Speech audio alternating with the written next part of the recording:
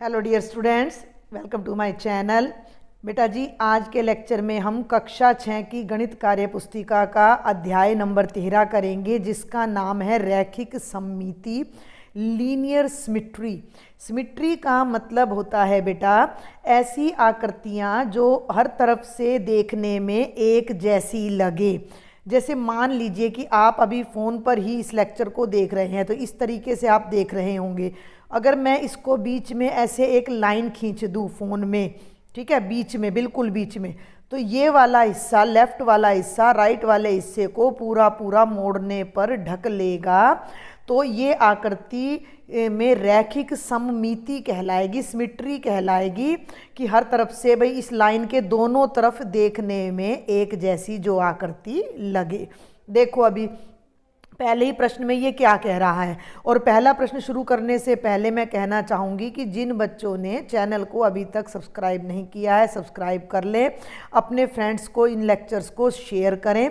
आपकी दोनों वर्कबुक उड़ान भी, ठीक है, आपकी पूरी तो उड़ान वर्कबुक का हल मैंने कराया हुआ है, और गणित की भी जो आपकी कार्य पुस्तिका है उसका 12 पाठ पहले ही मैं आपको करवा चुकी हूँ।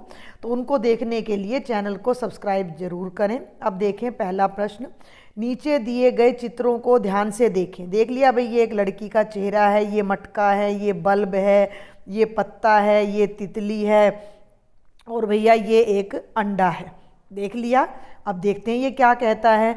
ये कहता है कि अपने साथियों से निम्न बिंदुओं पर बातचीत कीजिए, यानी भी अपने क्लास के बच्चों से बातें करो। इन में से दो चित्रों में बिंदु रेखा क्यों खींची गई है? क्यों खींची गई है? क्योंकि बिंदु रेखा के दोनों ओर का चित्र एक सा है। ये देखो, मैंने जो ये मटके में बिंदु रेखा खींची, तो इधर वाला मटके का हिस्सा और इधर वाला बिल्कुल एक जैसा है। ऐसे ही बल्ब में भी दोनों तरफ एक जैसा है। ठीक है, आगे देखते हैं। यह बिंदु रेखा चित्र को कितने और कैसे भागों में बांटती है? तो कितने भागों में बांटती है? 2 भागों में। कैसे भागों में बांटती है? समान में। तो 2 समान भागों में। तो ये आंसर लिख दिया इसका। तीसरे पर आ जाओ। क्या ये भाग समान है? हाँ। यह कैसे पता कर सकते हैं? तो हम कैसे पता कर सकते हैं? हम एक भाग को काट कर दूसरे पर ढककर देख सकते हैं, है ना भाई। मान लो मैं एक इतना बड़ा कोई कागज का टुकड़ा ले लूं। अगर मैं मान लो कोई कागज का ये टुकड़ा ले लूं, ये ले लेती हूं, है ना, और इसको ऐसे मैं अलग कलर से, ब्लू कलर से बीच में से ऐसे काट दूं, तो इस हिस्से को जब मैं इस पर ऐसे पलट के ढकूंगी उल्टा करके, तो ये एक दूसरे को पूरा पूरा ढक लेंगे और हमें पता लग जाएगा कि भैया ये एक जैसे हैं। आगे चलो। चौथे में क्या कह रहा है? क्या चित्र में ऐसी और रेखाएं खींची जा सकती हैं? हाँ, कुछ चित्रों में खींची जा सकती हैं, कुछ में नहीं खींची जा सकती। सुन रहे हो मेरी बात को? इसमें तो नहीं खींची जा सकती, इसमें भी नहीं खींची जा सकती। कुछ चित्रों में खींची जा सकती हैं और कुछ में नहीं खींची जा सकती। ठीक है। तो बल्कि जिस चित्र की हम बात कर रहे हैं उसमें तो नहीं खींची जाएगी, तो आप यहाँ पे नहीं भर लो। आप यहाँ पे क्या भर लो? नहीं भरो यहाँ पर। भाई इन चित्रों में और रेखाएं नहीं खींची जा सकती। क्या सभी चित्रों में एक से अधिक रेखाएं खींचना संभव है? कैसे पता किया? हाँ, संभव भी हो सकता है और नहीं भी हो सकता है। आकृति देखकर पता लगेगा। हाँ, खींचना संभव भी है और नहीं भी, दोनों ही उत्तर आ सकते हैं। हाँ भी आ सकता है और नहीं भी। ऐसी रेखाओं को गणितीय भाषा में क्या कहते हैं? ऐसी रेखाओं को हम सममित रेखा कहते हैं। और आकृति के इस गुण को क्या कहते हैं? इस गुण को हम रैखिक सममिति कहते हैं, कि भाई इस रेखा के दोनों तरफ वो चित्र एक जैसा है। तो यहाँ पर आप नहीं भर लेना। ठीक है, ये था पहला प्रश्न। अब चलते हैं दूसरे प्रश्न पर। नीचे दिए गए चित्रों में से जिनमें रैखिक सममिति यानी लीनियर सिमेट्री है, यानी लाइन खींचने के बाद दोनों तरफ एक सा है, उनके नीचे सही का निशान लगाओ। तो सबसे पहले ये प्लासी है। अब इसको ना बीच में से ऐसे खींचोगे तो उल्टा हिस्सा सीधे को ढक लेगा। इस आकृति के बीच में लाइन खींचोगे तो ये वाला हिस्सा इसको ढक लेगा। तितली के बीच में लाइन खींचोगे तो ये हिस्सा इसको ढक लेगा। तो इन तीनों के नीचे मैंने टिक लगा दिया है। लेकिन इसको जब बीच में से खींचोगे तो ये नहीं ढकेगा, और ये आकृति को जब ऐसे लाइन खींचोगे तो ये ढक लेगा। ठीक है। अब आ जाओ प्रश्न संख्या 3 पर। नीचे दी गई आकृतियों में से असममित आकृतियों के नीचे टिक लगाएं।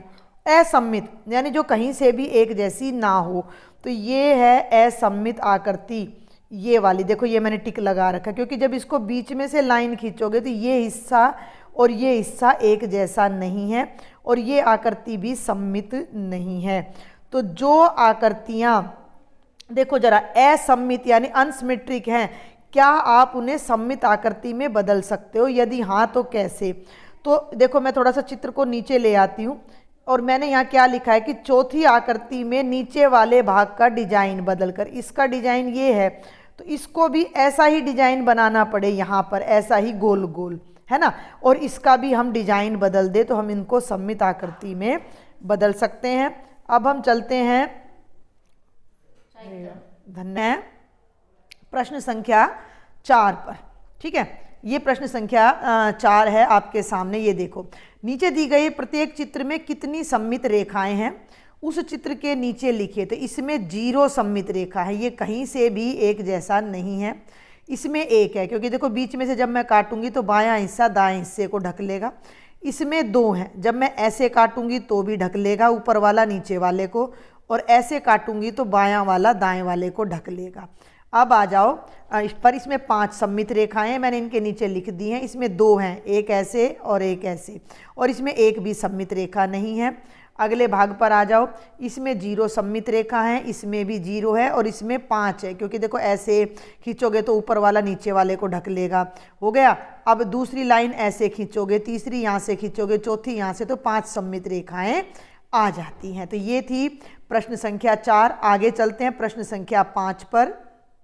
अपनी प्रश्न संख्या 5 जो है वो क्या कहती है कि नीचे दिए गए प्रत्येक चित्र में सममित रेखाएं यानी सिमेट्रिक लाइंस खींचकर बताएं कि उस आकृति के लिए कितनी रेखाएं संभव हैं।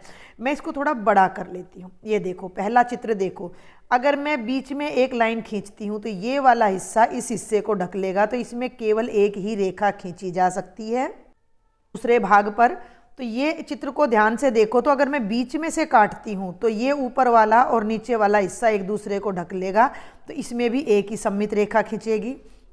अब आ जाओ इधर, ठीक है, इस चित्र पर ध्यान से देखना, अगर मैं बीच में से काटती हूँ तो ये वाला हिस्सा इसको ढक लेगा, दिख रहा है, और अगर मैं यहाँ से काटती हूँ तो भी ऊपर वाला नीचे वाले को ढक लेगा। तो इसमें 2 सममित रेखाएं हैं। आप अपनी बुक को सामने रख के करना।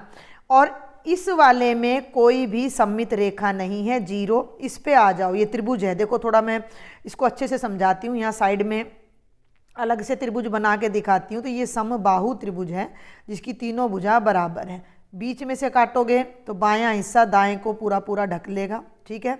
अब एक लाइन यहाँ से खींचोगे तो ढक लेगा, और एक लाइन यहाँ से खींचोगे, एक लाइन यहाँ से खींचोगे इसको, एक मिनट तो ढक लेगा, ठीक है। तो 3 सममित रेखाएं हैं। कितनी इसकी कितनी सममित रेखाएं हैं? 3 हैं। इसके बाद आ जाओ तो इसमें केवल एक ही, देखो इसमें मेरी बात को ध्यान से सुनना, इस वाली आकृति में ऊपर छोटा त्रिभुज है और नीचे बड़ा, तो बीच में से मोड़ूंगी तो नहीं ढकेगा। लेकिन अगर मैं यहाँ से काटूंगी तो ये वाला हिस्सा इस हिस्से को ढक लेगा, तो एक ही सममित रेखा है। और लास्ट वाला डायग्राम भी बिल्कुल इसके जैसा है, लेकिन इसमें ऊपर वाला त्रिभुज और नीचे वाला त्रिभुज एक सा है। तो जब मैं यहाँ से कट करूँगी तो ऊपर वाला नीचे वाले को ढक लेगा, और बीच में से कट करूँगी तो बायां वाला दाएं वाले को ढक लेगा। तो सबके नीचे मैंने आकृतियों की लिख दी है कि कितनी सममित रेखाएं इन आकृतियों में खींची जा सकती हैं। अब आ जाओ अपने अगले प्रश्न पर, जो कि प्रश्न संख्या 6। तो असममित रेखाओं वाली अलग अलग आकृति आपने बनानी है। ऐसी आकृति बनानी है जिसमें 2 सममित रेखाएं हों। तो एक तो मैंने ये आपको यहाँ बना रखी है आयत, ठीक है। आयत आपको दिखाई दे रही है, हाँ, आयत आपको दिखाई दे रही है कि आयत को ये आयत है ना, बीच में से काटोगे तो ऊपर वाला नीचे वाले को ढक लेगा, और चौड़ाई के साथ काटोगे तो ये बायां वाला दाएं वाले को ढक लेगा। दूसरी आकृति आपको यहाँ स्पष्ट नहीं दिखाई दे रही है, शायद फोटो में गड़बड़ हो गई है, तो नहीं है। अभी पीछे हमने एक आकृति देखी है, एक मिनट, ये वाली देखो, ये वाली सुनो, ये वाली, हाँ, इस आकृति को आप यहाँ पर अपनी बना लेना, इस आकृति को। इसमें दो अपनी सममित रेखाएं हैं, मैं यहाँ बना भी देती हूँ। ये देखो, इस तरीके से आप एक त्रिभुज ऊपर बनाना, ऐसा ही एक त्रिभुज नीचे बना देना। टाइम क्लॉक होता है ये बिल्कुल। तो इसमें दो सममित रेखाएं आपकी बन जाएंगी। अब आ जाओ प्रश्न संख्या 7 पर। क्या नीचे दी गई आकृति सममित है? तो मैंने उत्तर लिख दिया हाँ। यदि हाँ तो कागज पर आपको इसे काटकर बनाना हो तो किस किस तरह से बना सकते हैं, चर्चा करें। कोई दिक्कत नहीं, कागज से भाई एक हिस्सा ये बना लेंगे, हैं, पूरा कटता है तो पूरा काट देंगे, नहीं तो बीच में से ऐसे काट कर इधर वाला हिस्सा अलग, इधर वाला हिस्सा अलग भी चिपका सकते हैं, नहीं तो ये वाला हिस्सा अलग और ये वाला हिस्सा अलग भी चिपका सकते हैं। तो फिलहाल आपने इसका आंसर केवल हाँ लिखना है। अब आ जाओ, ये प्रश्न थोड़ा सा बच्चों को कठिन लगता है। नीचे दिए गए चित्र को पूरा कीजिए ताकि दी गई बिंदु रेखाएं सममित रेखाएं बन जाएं। एक भाग में पूरा बड़ा करके आपको दिखा रही हूँ। आपकी किताब में आपको ये लेफ्ट वाला हिस्सा मिलेगा और ये सममित रेखा आपको मिलेगी। ये जो राइट वाला हिस्सा है ये वाला आपने बनाना है मेरे चित्र को देखकर। ऐसा बनाना है कि ये वाला और ये वाला दोनों बराबर हो जाएं। तो ये मैंने बना रखा है। अब आ जाओ इसके दूसरे भाग पर। दूसरे भाग में भी मैं आपको बता दूं, जो इसमें बना हुआ है वो मैं पिंक कलर से दिखा दूंगी, ठीक है। तो ये हिस्सा अपना इसके अंदर ऑलरेडी बना हुआ है, ये वाला हिस्सा, ठीक है। ये वाला हिस्सा किताब वाले ने आपको दे रखा था और ये वाला हिस्सा जो ब्लू कलर से है ये मैंने ड्रॉ किया है ताकि ये वाली लाइन जो कि डॉटेड है, कटवा लाइन है, इसके दोनों तरफ की जो फिगर है वो बिल्कुल एक जैसी हो जाए। बीच में से जब आप इसको मोड़ो तो दोनों हिस्से एक दूसरे को ढक लें। ऐसे ही ये तीसरी आकृति मैंने सममित बना रखी है, आप इनको देखकर अपनी वर्कबुक में बना लेना। ऐसे ही ये चौथी आकृति मैंने बना रखी है। पांचवी में आप ध्यान दो कि ये भी डॉटेड लाइन है और ये भी डॉटेड लाइन है और केवल एक चित्र आपको दे रखा है। बाकी के चित्र जैसे ये आपने पूरा करना है, ये आपने पूरा करना है। इस तरीके से ये मेरे इसको देखते हुए आप अपनी वर्कबुक में इन चित्रों को पूरा कर लीजिएगा, ठीक है। अब चलते हैं प्रश्न संख्या 9 पर। नीचे दिए गए चित्र में वर्गों को इस प्रकार काला करो जिससे चित्र में सममित रेखा विकर्ण बन जाए। विकर्ण क्या होता है? किसी भी आयत या वर्ग के दो विपरीत किनारों को जब आप मिलाते हो तो वो लाइन विकर्ण या डायगोनल कहलाती है। तो ये विकर्ण है, ये भी विकर्ण है। हमने एक ही विकर्ण लेना है, ये वाला, और इसके ऊपर ऊपर वालों को मैंने रंग भर दिया। तो इधर वाली आकृति और इधर वाली आकृति दोनों एक दूसरे को पूरा पूरा ढक लेंगी, ठीक है। समझ में आ रही है मेरी बात? काला इधर भी करना था, लेकिन अगर मैं दोनों को काला कर देती, आप इसको भी काला कर लेना, तो ये जो दोनों तरफ की आकृति आप इसको भी कर ही लेना काला, ठीक है। तो ये लेफ्ट ऊपर वाला ये वाला हिस्सा और ये वाला हिस्सा एक दूसरे को पूरा पूरा ढक लेगा। आप दोनों को काला कर लीजिएगा, ठीक है। आगे चलते हैं प्रश्न संख्या 10 पर। थोड़े से अलग हैं प्रश्न, आपकी कक्षा के हिसाब से आपको थोड़ी दिक्कत हो तो मुझे कमेंट बॉक्स में लिखना। लेक्चर पसंद आए तो ज़्यादा से ज़्यादा फ्रेंड्स को शेयर करना और चैनल को सब्सक्राइब करना बिल्कुल भी नहीं भूलना है, ठीक है। चलते हैं प्रश्न संख्या 10 पर। उपर्युक्त चित्र में ए को हटाकर ऐसी जगह रखिए जिससे प्राप्त आकृति में एक सममित रेखा हो। ऐसी 3 आकृतियाँ नीचे दिए गए 3 चित्रों में बनाएं। सबसे पहले आपको ये आकृति दी गई है, इसमें ए है, बी है, सी है और डी है। आपने क्या करना है, ए को हटा देना है और कहीं और रखना है, और रखने के बाद जो नया चित्र बने उसमें सममिति होनी चाहिए, यानी वो हर तरफ से एक सा होना चाहिए। तो हमने क्या करा देख लो जरा, पूरा एक ही फ्रेम में मैं समझाती हूँ। पहले इसमें क्या करा, ए को यहाँ से हटा दिया और सी के बगल में यहाँ पर ले गए, यहाँ पर ले गए। तो अब तुम ये देखो कि जब मैं बीच में ऐसे लाइन खींचती हूँ तो ये वाला हिस्सा और ये वाला हिस्सा बिल्कुल एक दूसरे को ढक लेगा। ये आकृति कुछ ऐसे बन गई, टी की तरह, कुछ इस तरीके से बन गई, तो सममित हो गई। अब आ जाओ दूसरी आकृति में, इसमें ए को यहाँ से हटा दिया और यहाँ पर लगा दिया, ठीक है। समझ में आ रही मेरी बात। ए को यहाँ पर लगा दिया, यहाँ लगा दिया तो ये आकृति एक वर्ग बन गई, और वर्ग में तो बहुत सारी सममित रेखाएं होती हैं, हर तरफ से एक सा होता है। और तीसरी आकृति में ए को यहाँ से हटाकर सी के नीचे लगा दिया तो ये भी बीचों बीच कटने पर ऊपर वाला और नीचे वाला एक दूसरे को ढक लेगा। तो इसी तरह आप भी अपनी वर्कबुक में इसको भर लीजिएगा। अब इसके दूसरे भाग पर आ जाओ। इसी प्रकार क्रमशः चौकोर सी व डी का स्थान बदलकर एक सममित रेखा वाली एक एक आकृति बनाएं। देखो इसमें क्या था, मेरी बात सुनना। जब हम ऊपर गए तो यहाँ था ए बी सी डी, अब सी को इसने ढक दिया। देखना उस चित्र को जो अभी मैं नीचे दिखाऊंगी। उसने यहाँ पर क्या किया, सी को यहाँ पर काला कर दिया। सी हटा दो, कहीं ऐसी जगह लगाओ कि सिमेट्री बने, तो मैंने वो सी यहाँ लगा दिया। अब तुम देखो कि अगर मैं बीच में से ऐसे कांटा लगाती हूँ, लाइन लगाती हूँ, तो ये बिल्कुल दो इधर आ गए और दो इधर आ गए और ये सममित आकृति बन गई। और इस वाले चित्र में डी को काला कर दिया कि यहाँ डी नहीं रखना, तो मैंने उस डी को यहाँ रख दिया, तो ये टी की आकृति बन गई जो कि दोनों तरफ सममित है। ठीक है, फिर भी कोई दिक्कत हो तो आप मुझे मैसेज जरूर करिएगा। 10 प्रश्न हमारे हो गए हैं। अब हम चलते हैं प्रश्न संख्या 11 पर। नीचे दी गई प्रत्येक आकृति के साथ वही आकृति इस प्रकार जोड़कर दिखाइए कि आकृति में एक सममित रेखा हो। तो आपकी बुक में ये ऊपर ऊपर वाली आकृति बनी हुई थी, आपकी बुक में ये ऊपर वाली आकृति बनी हुई थी। ठीक है, ए अभी मैं आपको बता देती हूँ, ये पेन मैं बल्कि दूसरे कलर का चलाती हूँ। ये आकृति आपकी बनी हुई थी आपकी बुक में, आप ध्यान से देख लेना।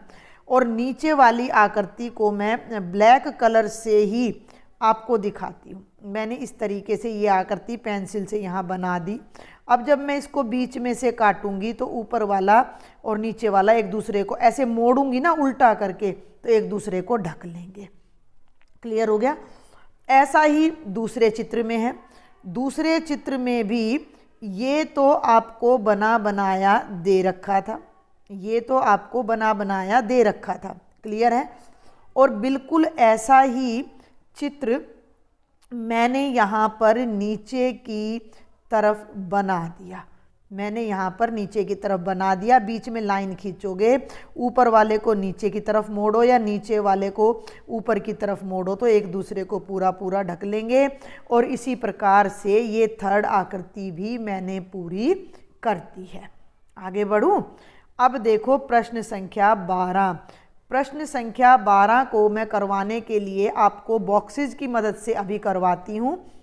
उसके बाद आप डायग्राम इस तरीके से बना लेना कि ये क्या कह रहा है कि इन आकृतियों के प्रत्येक जोड़े को इस प्रकार जोड़ो कि नई आकृति में एक सममित रेखा हो। ठीक है ना भाई, इसको और इसको जोड़ो तो वो जोड़कर ये चित्र बनेगा। लेकिन अभी मैं प्रैक्टिकल दिखाती हूँ तभी आपको समझ आएगा ये। और इन दोनों को भी जोड़ना है, तो वो अभी मैं आपको जोड़कर बताती हूँ कि कैसे हमने इसको करना है। तो देखो बेटा, क्वेश्चन नंबर 12 को मैं एक बार आपको ब्लॉक की हेल्प से और बता देती हूँ। इसने क्या कहा है कि इन दी गई आकृतियों के प्रत्येक जोड़े को इस प्रकार जोड़कर दिखाइए कि दी गई कि नई आकृति में सममित रेखा हो। तो एक तो ये आकृति देखो, 3 ब्लॉक ऐसे हैं और 2 ऐसे हैं। ये देखो बिल्कुल यही आकृति है।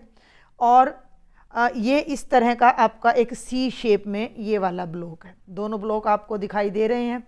इन दोनों को इस तरह जोड़ना है कि नई आकृति में एक सममित रेखा हो। तो मैंने क्या किया, मैंने इसको ऐसे पलटा और ये इस तरीके से मैंने इसको जोड़ दिया। देखें आप ध्यान से कि इस तरीके से मैंने इसको जोड़ दिया, जो कि ये वाली आकृति आपकी बनकर तैयार हो जाती है अगर मैं इसको रोटेट करती हूँ तो। ये देखिए, और इसमें अब आप कहोगे सममित रेखा कहाँ है, तो अगर मैं इसको बीच में से ऐसे काट दूँ तो ये वाला हिस्सा इस हिस्से को पूरा ढक लेगा। आप देख लो, 2 ऑरेंज पल्ले, 2 ऑरेंज पार्ट्स इस तरफ हैं, एक ब्लू पार्ट अपना इस तरफ है। ठीक है, तो जब ये लाइन हम यहाँ पर खींचते हैं बीच में से, तो यहाँ पर खींचते हैं तो ये वाला हिस्सा इसको ढक लेगा। तो भाई बुक में तो आपको ये इसी तरह बनाना पड़ेगा, लेकिन असल में मैंने आपको ब्लॉक से इसको बनाकर दिखा दिया है। अब दूसरे पार्ट पर आ जाते हैं बेटा। दूसरे पार्ट में देखो, एक तो ये 7 की शेप है, तो ये मैंने ये ब्लॉक की हेल्प से मैंने ये 7 की शेप बना दी। देख लो 2 3 4 5, क्लियर हो गया। और एक ये जिग जैग की शेप है जो मैंने ये बनाई है, ये देखो कुछ ऐसी ही है ना, है ना, 2 2 2 2, तो 2 2 2 और 2 इस तरीके से है। इनको कैसे जोड़े, ये यहाँ पर आपको अच्छे से समझ नहीं आ रहा होगा, थोड़ा मैं बुक को टेढ़ा करूँ तो मैंने ये लिया और इस तरीके से देखो मैंने मछली बना दी। दिख रही है कितनी सुंदर मछली है ये, है। इसमें हमारे थोड़े कलर उलट पुलट हो गए हैं, मैं अभी कलर सेट करती हूँ। ये देखिए मैंने ब्लॉक का कलर ये देखिए थोड़ा सा चेंज कर दिया है। अब ये देखो ये तो अपना 7 हो गया, दिख गया, और ये अपना जिगजैग हो गया। दोनों को अगर मैं थोड़ा सा ऐसे घुमाकर जोड़ती हूँ तो देखो कितनी सुंदर मछली बनकर तैयार होती है। और ऐसी ही ये मछली मैंने यहाँ बनाई है, लेकिन हम यहाँ इसको अच्छे से शो नहीं कर पा रहे हैं क्योंकि सभी ब्लॉक हैं। तो जब आप अपनी बुक में इसको बनाएंगे तो इनको आप कलर करेंगे, इन सभी ब्लॉक्स को तो आप कलर कर देंगे बच्चे, और बीच वाले ब्लॉक को आप छोड़ देंगे खाली, ठीक है ना। तो ये इसको अलग कलर से आप ब्लॉक भरेंगे। तो अब आप देखो इसमें सिमेट्री कहाँ है। अगर मैं इसको ऐसे बीच में से काटती हूँ मछली को, अगर मैं इस मछली को ऐसे बीच में से काटती हूँ तो दोनों तरफ बिल्कुल बराबर है। देखो ये बीच में से मैंने अगर मछली पर उंगली रख ली तो ग्रीन इधर है, ग्रीन इधर है, ऑरेंज इधर है, पिंक इधर है, और जब मैं इस हिस्से को पलटूंगी तो ये इसको पूरे का पूरा ढक लेगा और ये हमारी सममित रेखा हो जाएगी। यानी इस रेखा के दोनों तरफ की मेरी आकृति बिल्कुल एक जैसी हो जाती है। अपनी बुक में जब आप इनको बनाएं तो जैसे मैंने ये कलर किए हुए आप यहाँ पर दोनों ग्रीन कर देना, यहाँ भी दोनों, और यहाँ पर आप ब्लू कलर कर सकते हो, और ऐसे ही यहाँ पर पिंक, ऑरेंज और ग्रीन कलर कर सकते हो। तो बुक में आपका और भी सुंदर लगेगा। वरना आप चाहो तो इनके अंदर आप ऐसे चेक बना देना, इनमें तो आप ऐसे चेक बना देना, ठीक है। ये तो अपना 7 बन गया, और इनको ऐसे खाली रहने देना, तो भी डिफरेंस क्लियर हो रहा है कि बीच वाला ब्लैंक है और ये हमारा जिगजैग वाला पार्ट है। तो मुझे लगता है कि ये आपको बिल्कुल अब समझ में आ गया होगा कि किस तरह से हमने प्रश्न संख्या 12 में दी गई इन आकृतियों को जोड़कर सममित आकृति बनाई है। और अब हम चलते हैं अपनी प्रश्न संख्या 13 पर। नीचे दी गई आकृति में जो बिंदु रेखा दर्शाई गई है वह उसकी सममित रेखा है या नहीं लिखिए। भाई सममित का मतलब है ये जो बीच में जो लाइन दे रखी है इसके लेफ्ट हिस्से को अगर राइट पे मोड़े और ये ढक ले तो सममित रेखा है, नहीं तो नहीं है। तो हाँ ये सममित रेखा है। ये भी दोनों तरफ से एक सी है। इस डिजाइन पे मत जाना, ये तो बॉल का डिजाइन है, नहीं तो ये वाला हिस्सा इस हिस्से को पूरा पूरा ढक लेगा, और ये भी बॉल का डिजाइन, ये भी सममित रेखा है। हाँ अब आगे आ जाओ, ये सममित रेखा नहीं है क्योंकि जब हम इधर वाले हिस्से को इस पे ढकेंगे तो ये बड़ा है तो ये उसको नहीं ढक पाएगा। ये सममित रेखा है और ये सममित रेखा नहीं है। इससे आगे आ जाओ, अंग्रेजी वर्णमाला 14वां प्रश्न। अंग्रेजी वर्णमाला के बड़े अक्षरों के बारे में सोचिए और नीचे दिए गए प्रत्येक ड्रम में सही अक्षर डालिए। पहले ड्रम में हमें वो अक्षर डालने जिनमें कोई भी सममित रेखा ना हो, तो ये सब डाल दिए मैंने, F G J L N P Q R S Z। S को कहीं से भी मोड़ लो, एक हिस्सा दूसरे को कभी भी नहीं ढकेगा। F को कहीं से भी मोड़ लो, एक हिस्सा दूसरे को नहीं ढकेगा।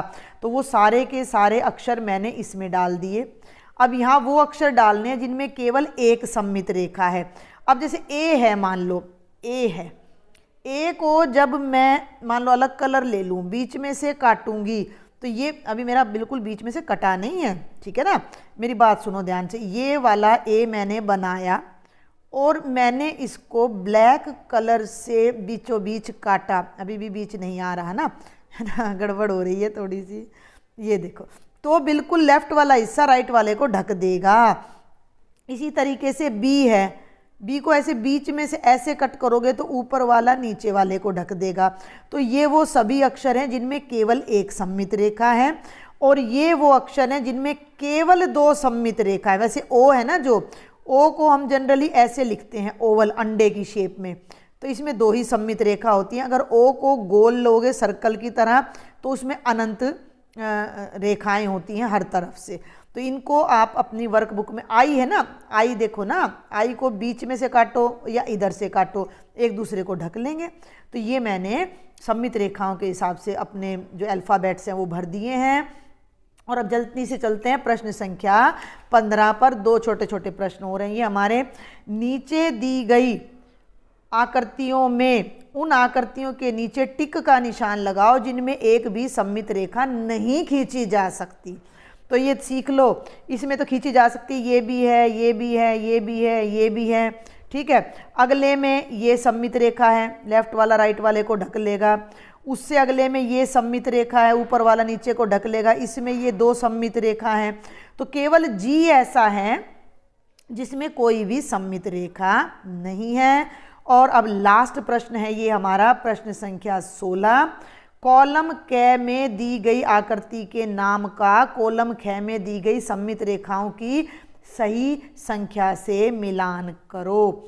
तो देखो वृत्त में कितनी सममित रेखाएं होती है, तो वृत्त में अनगिनत होती हैं। अभी अभी मैंने बताया था कि ओ को अगर मैं ऐसे बनाऊं तो इस लाइन से काटोगे तो भी दोनों तरफ बराबर कटेगा, इस लाइन से भी, इस लाइन से भी, हर लाइन से बराबर कटेगा, तो अनगिनत हो गई।